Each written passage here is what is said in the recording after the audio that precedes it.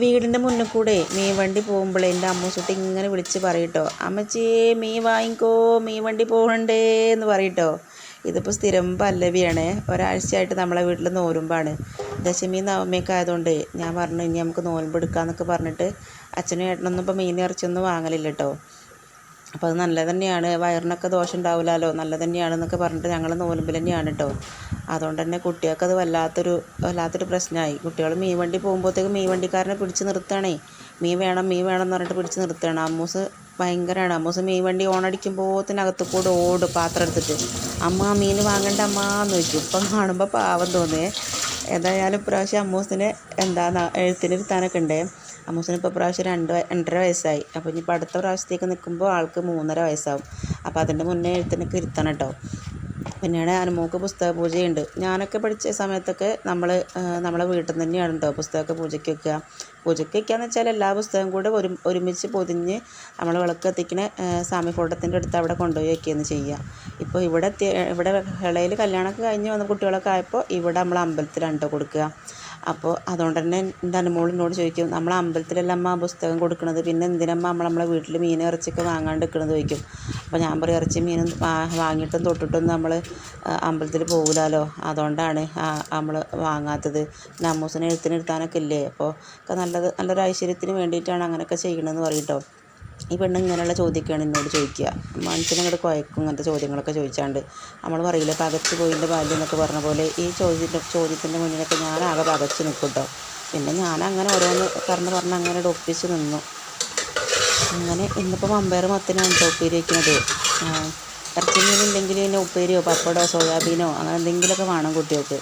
അത് നിർബന്ധമാണ് കേട്ടോ. ഞാനിങ്ങനെ വിചാരിക്കും എൻ്റെ കുട്ടിക്കാലത്തേക്ക് അങ്ങനത്തെ നിർബന്ധങ്ങളൊന്നും ഇല്ലെന്ന് കേട്ടോ. അമ്മ എന്താണോ ഉണ്ടാക്കിയിട്ടുള്ളത് അത് മതിയെന്ന് വെച്ചാൽ ഒന്നാമത് അമ്മ പണിക്ക് പോകും രാവിലെ പോയാൽ പിന്നെ അമ്മ വൈകുന്നേരത്തിന് വരുള്ളൂ. അച്ഛനായാലും അങ്ങനെ തന്നെ. പിന്നെ ഞാനാണ് മൂത്ത കുട്ടി. ഏട്ടൻ പിന്നെ അങ്ങനെ അടുക്കളയിലൊന്നും പണിയെടുക്കില്ല. ഞാനാണ് അനിയത്തിനൊക്കെ നോക്കി ഞാനാണൊക്കെ ഉണ്ടാക്കുക. ചമ്മന്തിയോ എന്തെങ്കിലും കറിയൊക്കെ ഉണ്ടാക്കുക ഞാനാണ്.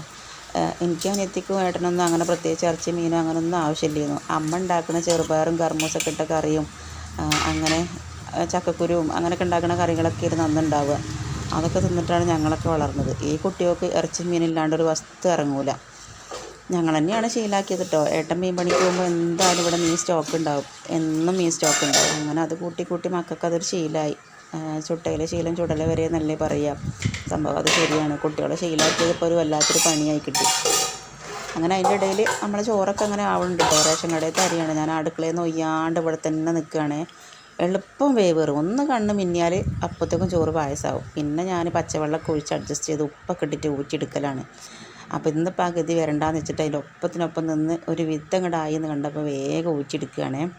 അതിൻ്റെ ഇടയിൽ എൻ്റെ മക്കൾ വന്ന് അടി ഉണ്ടാക്കുന്നുണ്ട് കേട്ടോ. രണ്ടാൾക്കും കൂടെ എന്താ പറയുക, ഒരു സൈക്കിളുണ്ട്. ആ സൈക്കിൾ മുറ്റത്ത് കൊണ്ടുപോയി ഓട്ടണം. അപ്പോൾ അതിനുള്ള അടിയാണ് ഇപ്പോൾ അവിടെ നടന്നുകൊണ്ടിരിക്കുന്നത്. അതിനാണ് ഞാൻ ഈ ചൂടാവുന്നത്. ഞാനൊക്കെ ചൂടാവണ കണ്ടാൽ നിങ്ങളൊക്കെ ബോധം കൊടുക്കും. വേഗം ദേഷ്യം വരും കേട്ടോ. കുട്ടികളെന്ന് പറഞ്ഞിട്ട് കാര്യമില്ല, പറഞ്ഞങ്ങോട്ട് അനുസരിച്ചിട്ട് എനിക്ക് വേഗം ദേഷ്യം വരും. അങ്ങനെ അതിൻ്റെ ഇടയിൽ അതൊക്കെ നടക്കുന്നുണ്ട്, അതെല്ലാം നന്നായിട്ടൊക്കെ നടക്കുന്നുണ്ട്. അതിൻ്റെ ഇടയിൽ നമ്മൾ ചിരട്ടക്കയിൽ വെച്ച് കൊടുത്തിട്ടുണ്ട് കുക്കറിൻ്റെ വിസിൽ ഒന്ന് വേഗം പോയി കിട്ടാനേ. അവിടെ ആർപ്പ് തുടങ്ങിയാണ്. അപ്പോൾ അതിൻ്റെ ഇടയിൽ ഞാൻ വേഗം കറിയൊക്കെ നമ്മളെ മമ്പയർ മത്തനൊക്കെ ഒന്ന് വേഗം വറവിടട്ടെ. ഇതിനെന്താ പേര് പറയാമെന്ന് എനിക്കറിയില്ല കേട്ടോ. അല്ലെങ്കിൽ ഓലൻ എന്നൊക്കെ പറയുമല്ലോ അല്ലേ. മമ്പയറും കുമ്പളത്തിനല്ലേ അങ്ങനെ പറയുക, അങ്ങനെയല്ലേ പറയുക. മമ്പയറിനും കുമ്പളത്തിനാണ് ഓലൻ എന്ന് പറയുക. ഈ മമ്പയർ മത്തൻ തന്നെയാണ് പറയുക. അങ്ങനെ ഞാനങ്ങനെ തന്നെയാണ് കേട്ടോ പറയുക, മമ്പയർ മത്തൻ എന്ന് പറയുക. അങ്ങനെ നമ്മളാദ്യം നമ്മളെ മമ്പയറൊക്കെ കടുകിലേക്ക് ഇട്ട് കൊടുത്തു. പിന്നെ നമ്മളെ മത്തനും കൂടെ ചേർത്തെടുത്തിട്ട് ഇളക്കിയെടുക്കുകയാണ് കേട്ടോ. ഈ ഒരു ചിരട്ടക്കയിലൊക്കെ 8-9 വർഷം പഴക്കമുണ്ട് കേട്ടോ. ഞാൻ അങ്ങനെ പറയാം ഇതൊക്കെ ഉപയോഗിക്കാൻ പറ്റുകയാണാവോ എന്ന് പറഞ്ഞാൽ ചൂടുവെള്ളത്തിലൊക്കെ ഇട്ടിട്ടാണ് എടുത്തിട്ടുള്ളത്. അങ്ങനെ പറയാൻ കാരണം എന്താ അറിയോ, നമുക്ക് കല്യാണ സമയത്ത് പാത്രങ്ങൾ തന്ന ആ കൂട്ടത്തിലുള്ളതായിരുന്നു അതൊക്കെ. ഒരുപാട് പാത്രങ്ങളുണ്ടായിരുന്നു. അതിൽ ഈ തരത്തിലുള്ള പാത്രങ്ങളൊക്കെ ഉണ്ടായിരുന്നു കേട്ടോ. ഈ ഒരു കുഞ്ഞിളക്കുന്ന ഈ ഒരു സ്പൂണും ആ ഒരു ചിരട്ടക്കയിലും അങ്ങനെയുള്ള സംഭവങ്ങളൊക്കെ അങ്ങനെ മാറ്റി വെച്ചു. പിന്നെ സ്പൂൺ എടുത്തിട്ട് ഇളക്കുകയാണ് കേട്ടോ. അങ്ങനെ ഇന്നത്തെ നമ്മളെ ഉച്ചവിഭവത നമ്മളെ മമ്പയർ മത്തനും സാമ്പാറും ചോറ് ആയിരുന്നു കേട്ടോ. പിന്നെ അതൊക്കെ കഴിഞ്ഞ ശേഷമേ ചോറീറ്റും കാര്യങ്ങളൊക്കെ കഴിഞ്ഞ ശേഷം ഞാൻ കുറച്ച് നേരമൊക്കെ ഒന്ന് ഫോട്ടോസും കാര്യങ്ങളൊക്കെ എടുത്തിട്ടോ. വെറുതെ ഈ ഒരു ഭ്രാന്ത് എനിക്ക് ഇടയ്ക്കിടയ്ക്കുള്ളതാണ്. നമ്മളെ ഈ നാട്ടിൽ എനിക്ക് മാത്രമാണ് ഈ ഒരു ഭ്രാന്ത് കൂടുതലുള്ളത്. അതുകൊണ്ടാണല്ലോ ഞാൻ ചാനലും തുടങ്ങിയത്.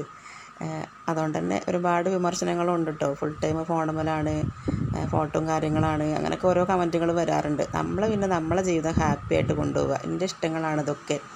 അപ്പോൾ ഇതൊക്കെ അങ്ങനെ മുന്നോട്ട് കൊണ്ടുപോകാനാണ് എൻ്റെ താല്പര്യം.